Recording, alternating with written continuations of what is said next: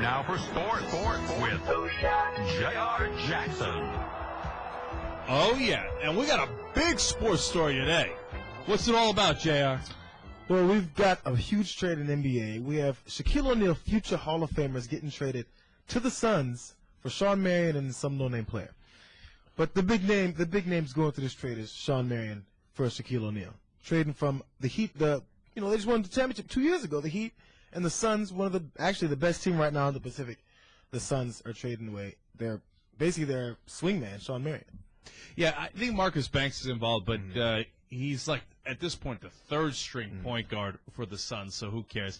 Now, people talking about how Shaq didn't do well in Miami this year because of the divorce partly. That's, we're showing you the pictures of his wife.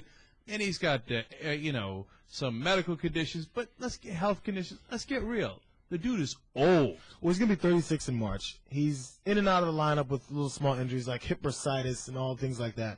Or bursitis, whatever you want to say it. Yeah, the dude's got arthritis. Okay, that's how old he is. My grandma had arthritis. Exactly. But the thing is... No, he doesn't have arthritis. The thing is where the Suns need help is on the rebounding. They're the worst in the league in rebounding. And you think, okay, they bring in Big Shaq. He's going to grab rebounds. That's all they need him for. Forget that he's a bad free throw shooter. Forget the fact that he's getting old. But he's averaging 7.8 rebounds a game this season. Shawn Marion averages 9.9. That's now, and also Shawn Marion covers anybody from point guards to power forwards because he's 6'8". He moves quickly. He has that weird ass shot, but he scores. He scores 15.8 points a game this season. And Shaq, the season that they won the championship, scored 20, and this year he's down to 14.2. You need points and you need rebounding. These are things that the Suns do. They go out on steals. They break away. They run the floor. Can Shaq keep up with these guys?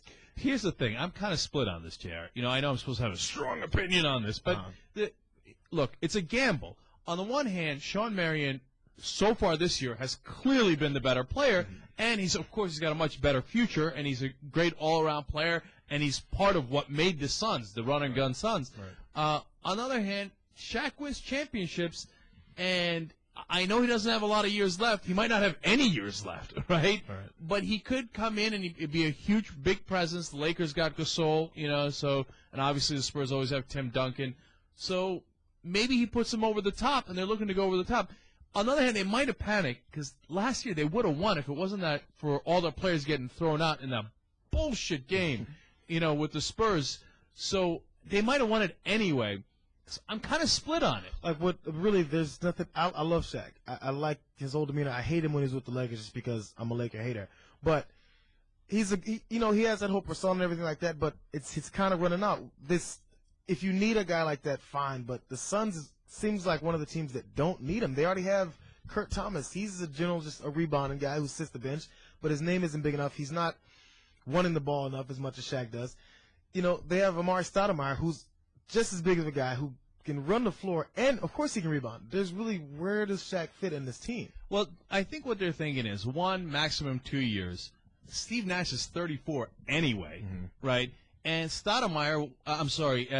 Marion wanted to get the hell out of there anyway because they kept offering him in every trade deal possible. So he was like, screw you. Well, then trade me. Get me out of here. So they figured they might have lost him next year or the year after anyway. So they're like, well, let's get this proven winner, Shaq, big guy. We need a big guy. Let's stick him in there and hope for the best in the next 2 years and try to close it out.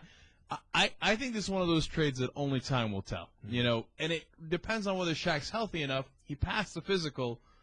Only way to find out is let's go to the playoffs and see what happens. No matter what, Phoenix is always fun, so I'm always going to root for Phoenix.